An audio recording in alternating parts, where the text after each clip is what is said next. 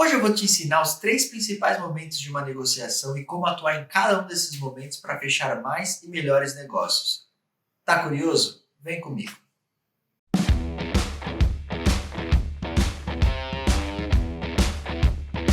Fala, minha querida nação corporativa. Meu nome é Rafael Martins e eu estou aqui para falar sobre negociação hoje. Você precisa fechar um negócio, aquele grande negócio, aquela grande venda ou aquela grande parceria, mas você não sabe por onde começar? Ou você tem dúvidas de como fazer isso para chegar lá e arrasar?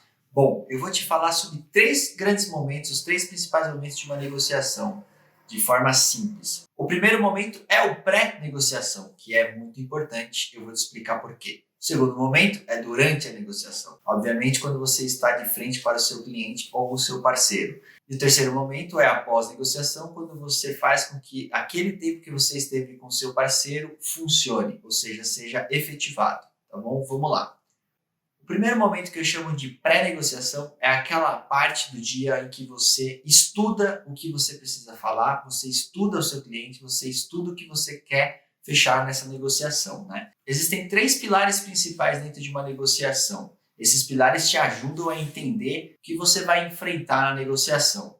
Os 3 pilares são conhecimento, ou seja, quem detém mais conhecimento nessa negociação? É você sobre o cliente ou é o cliente sobre você? Ou o cliente sabe mais sobre o mercado do que você? Você precisa entender se você tem alguma fraqueza nesse momento. É sempre melhor que você entenda melhor do cliente, do mercado do cliente, do que ele mesmo, né? Porque assim você consegue apresentar soluções ao invés de só produtos. O segundo pilar é o tempo. É muito importante a gente saber se a gente tem tempo para aquela negociação, se a gente tem tempo para falar com o cliente, às vezes ele tem um horário curto. E principalmente a gente precisa entender se a gente tem tempo para que aquela negociação seja fechada, se a gente tem tempo para que aquele processo seja efetivado. É muito comum no Brasil a gente ver que as vendas são feitas muito no final do mês, né? Na última semana do mês. Isso é uma coisa muito comum no Brasil e sempre deixa o tempo, esse pilar de tempo, a favor do cliente e não do vendedor. Então, sempre que você puder vender antes, né, desse período, sempre que você puder antecipar essa venda, é melhor para você, negociante nesse caso, né? E o terceiro pilar é o poder, que eu também chamo de dinheiro, né? Ou seja, quem tem o dinheiro, quem tem o poder da grana? Normalmente, quem tem esse poder é o cliente, mas nós temos casos em que, por exemplo, um vendedor de uma Coca-Cola, ele tem muito mais poder de negociação do que um vendedor de um Guaraná qualquer, né? Porque é muito difícil a gente ver um supermercado, um restaurante que não tenha Coca-Cola, né? É um sinal de que o restaurante está pecando em algum momento, né? Ou o varejista, nesse caso. Então, a gente precisa entender onde está esse poder. Esses 3 pilares te ajudam a saber quais são as fragilidades da sua negociação, né? Então, como que você consegue, o que você precisa dar a mais nessa negociação para que você consiga fechar o que você precisa. Uma coisa que pode ajudar bastante nesse momento nesse estudo, né, é você colocar em uma planilha mesmo, ou em um papel, ou em um Word, ou em um PowerPoint, os principais objetivos que você tem, né? Ou seja, eu colocaria pelo menos um objetivo mínimo que você quer atingir minimamente e um objetivo que seria um extra, né? O que seria bom para você como negociante, né? Para você já entrar sabendo o que você precisa fechar. E uma outra coisa que eu também colocaria são os argumentos que você espera que sejam contra você, que venham do cliente, e os seus contra-argumentos para tentar fazer com que você consiga balancear essa negociação durante essa conversa com o cliente de vocês, tá? Então, eu estou colocando na tela aí para vocês, para ser bem simples, assim, não precisa nem ter cor, não precisa ter esse formato, não precisa nada. Você basicamente precisa setar os objetivos, né? Então, eu sempre coloco em cima porque é a primeira coisa que a gente pensa quando a gente vai ter reunião com alguma empresa, alguma pessoa. Nesse caso, eu coloquei que o mínimo que eu quero é promover os meus produtos com a equipe deste cliente X, que eu estou colocando como exemplo aqui. Então, nesse caso, eu como negociante gostaria de ter esse contato com a equipe do meu cliente justamente para fazer com que eles entendam e vendam melhor o meu produto, né? Basicamente um treinamento. E o objetivo extra que eu estou colocando aqui é listar, ou seja, introduzir 3 outros produtos da minha empresa. Isso seria uma coisa que, se eu saísse dessa negociação com isso em mão, seria ótimo para minha empresa, seria ótimo para minha meta, seria ótimo para mim, nesse caso, né? E aí listei também 3 principais argumentos que o meu cliente daria contra, né? Por exemplo, não posso pagar agora.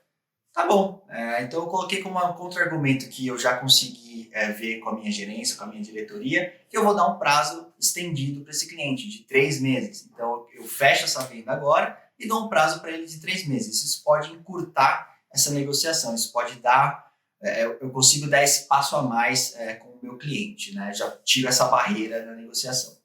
O cliente também pode virar para você e falar assim, eu tenho muito estoque, né? Comprei muito estoque no mês passado, tem muito estoque, sei lá, de chapinha, ou de secador de cabelo, ou de chiclete, não sei. Então, o que você pode contra-argumentar, né? Bom, eu te dou uma promoção, compre um, leve dois, 30% do preço para sellout, que a gente fala, né? Que é quando você faz uma ação para tirar o produto da gôndola, né? Então, é um contra-argumento que funciona porque você está explicando para o seu cliente que você não quer apenas fazer a venda para ele, você quer ajudá-lo a fazer a venda para o consumidor final. Nesse caso, falando de um B2B, né? De uma venda de empresa para empresa. O cliente também pode falar que a equipe dele não entende do seu produto. E aqui a gente entra naquele primeiro objetivo mínimo lá, porque você já esperava essa argumentação e você fala como uma contra-argumentação que você topa treinar a equipe desse cliente, né? Você quer passar o conhecimento que você tem do seu produto para que eles vendam melhor. Eles vendendo melhor, seu cliente fatura mais e você também consegue vender mais no próximo mês, nos próximos meses, fechar sua meta. Então, acho que essa é uma boa forma de você já ter isso na cabeça, você já está preparado para essa negociação quando ela acontecer. O segundo momento é quando você está de frente para o cliente, que eu chamo de momento durante, né? Durante a negociação, obviamente. Aqui seria legal vocês aprenderem sobre uma técnica que chama rapport. É uma técnica bem conhecida, né, no mundo de vendas, bem batida até, mas eu acho interessante do ponto de vista de criar essa empatia, principalmente se você se é a primeira vez que você conversa com esse cliente, que você atende esse cliente. Então é interessante a técnica de rapport. Essa técnica é interessante porque ela fala para você espelhar os movimentos, né, espelhar o comportamento da pessoa que está negociando com você. Então, aqui um exemplo bem simples, por exemplo, se a pessoa está falando de braço cruzado, significa que ela não está querendo muito papo, né?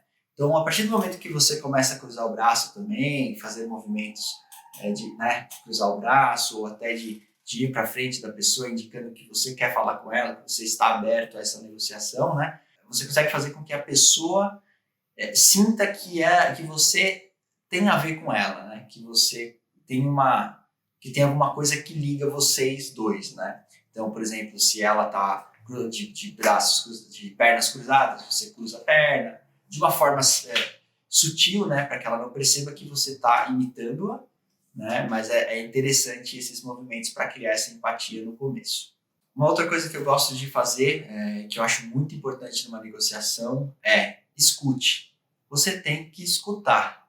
Esquece o que você tem para falar, esquece que você foi para vender, esquece o que você foi negociar, esquece tudo. Escuta. Vê quais são as necessidades do seu cliente naquele momento. Entenda se você tem por que negociar aquela coisa que você foi negociar. Às vezes é muito melhor você dar um passo para trás, você entender esse cliente e achar outras oportunidades, achar outros problemas que você possa resolver com as soluções da sua empresa, do que ir lá e só fechar o que você quiser fechar. Por isso que eu gosto de colocar os objetivos mínimos e extras, porque a gente consegue ter essa base, esse parâmetro durante a negociação, né? Fazendo com que a gente consiga fechar pelo menos alguma coisa, mas não necessariamente empurrar para o cliente, porque isso é um problema, né? No final das contas, você gera um problema ao invés de uma solução para o cliente, além de ser uma pessoa chata. Eu vou dar um exemplo de uma negociação que aconteceu uns tempos atrás. Eu estava disposto a despender de certo investimento de marketing para um parceiro, porque era um parceiro super importante, é um parceiro super importante, e durante a conversa, durante essa escuta que eu fiz, né, tentando entender em que momento que ele estava, o que ele estava precisando, o que a gente ia conseguir fechar, eu entendi que eu não precisava usar essa verba toda nesse momento. Então eu acabei economizando, sem brincadeira, 50% do investimento que eu estava disposto a fazer e fechei as mesmas coisas que eu queria fechar. Eu só estendi esse prazo de pagamento, esse prazo de investimento por mais tempo, né, para que eu não precisasse investir tudo agora. Então essa é uma dica, assim, óbvia até, mas muito importante ser lembrada. Escuta, cara. Escuta, depois você fala, tá bom? Aí você vai ter muito mais base para negociar com o seu cliente, porque ele vai querer falar as coisas do dia a dia e os problemas que estão afetando a empresa dele. E aí, o mais importante, saiba fechar essa negociação. Então, saia de lá. Existe um momento na negociação que você entende que não vai mais para frente, que você já conseguiu tudo que você queria, ou você viu que não ia conseguir tudo que você queria. Então, saiba fechar essa negociação, saiba falar, beleza, então vamos lá, vamos resumir o que a gente falou aqui. Vai e defina, e comece a resumir realmente o que vocês falaram, até para ter o consentimento do seu cliente no momento que você for embora, né? Bom, depois da reunião, a gente tem o pós-reunião, né, que é o terceiro momento, onde o que você precisa é protocolar, né? Então, você vai fazer um resumo de novo, você vai mandar por e-mail, você vai mandar por WhatsApp, enfim. Você protocola essa negociação para que fique bom para os dois lados, para que todos os lados entendam, para que não tenha nenhuma dúvida, nenhum problema de comunicação entre vocês.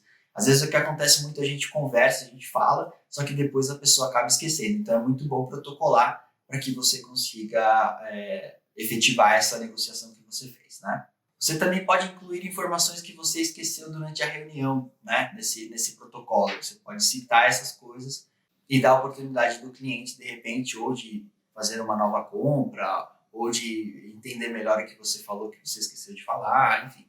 E você também pode perguntar o que mais você poderia fazer, né, que vocês não acabaram não discutindo, o que você pode ajudar mais, que vocês não discutiram durante essa negociação. Isso abre, de novo, uma oportunidade para que o cliente venha até você com um problema que você possa solucionar através de um produto ou serviço, né? É muito interessante quando você fecha essa negociação dessa forma e eu tenho certeza que você vai conseguir fechar muito mais negócio dessa forma. Bom, como vocês estão percebendo, eu prefiro fazer vídeos mais curtos e direto ao assunto, então eu espero que vocês tenham gostado. Comenta aí se vocês usam essas técnicas e como vocês fazem para se preparar para uma negociação dessas, para a gente trocar uma ideia. Comenta aí para a gente conversar sobre. Bom, não esqueça de se inscrever e apertar no sininho para receber os vídeos em primeira mão todas as quintas-feiras às 6 horas da tarde.